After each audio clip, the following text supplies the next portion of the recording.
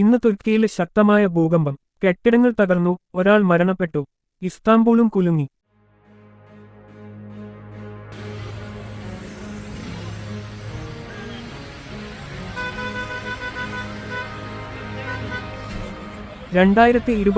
August 10 തുർക്കിയുടെ വടക്കുപടിഞ്ഞാറന് ഭാഗത്തായ ബലിഗേസിർ പ്രവിശ്യയിൽ ഇന്ന് 6.1 തീവ്രതയുള്ള ഭൂകമ്പമുണ്ടായത്.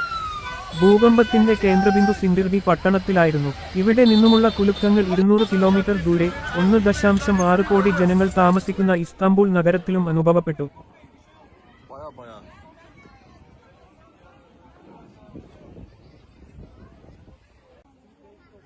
സിന്ദിർഗിയിലുണ്ടായ ഒരു കെട്ടിട തകർച്ചയിൽ ജീവനോടെ രക്ഷപ്പെട്ട ഒരു വയസ്സായ സ്ത്രീ പിന്നീട് മരിച്ചു എന്നാണ് ആഭ്യന്തര മന്ത്രി അലി എറിഗായ മാധ്യമങ്ങളെ അറിയിച്ചത്.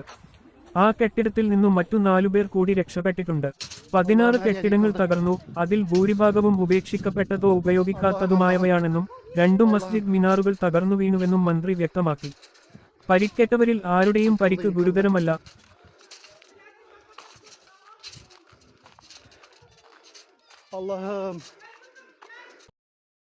തുർക്കിയുടെ ദുരന്തനിവാരണ വകുപ്പ് AFAD ഭൂകമ്പത്തിന് ശേഷം ചില ആഫ്റ്റർ ഷോക്കുകൾ ഉണ്ടായതായി സ്ഥിരീകരിച്ചു.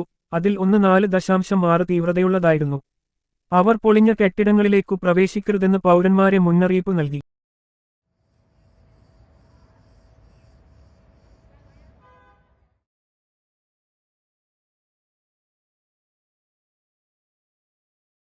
അപ്ഡേറ്റുകൾക്കായി ചാനൽ സബ്സ്ക്രൈബ് ചെയ്യൂ, ഷെയർ ചെയ്യാനും സപ്പോർട്ട് ചെയ്യാനും മറക്കല്ലേ.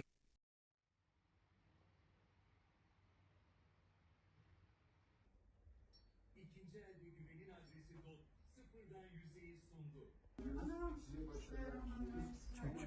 Şimdiki programımızın da sonuna gelmiş bulunuyoruz. Skoda merkezinden hepinize çok saygı.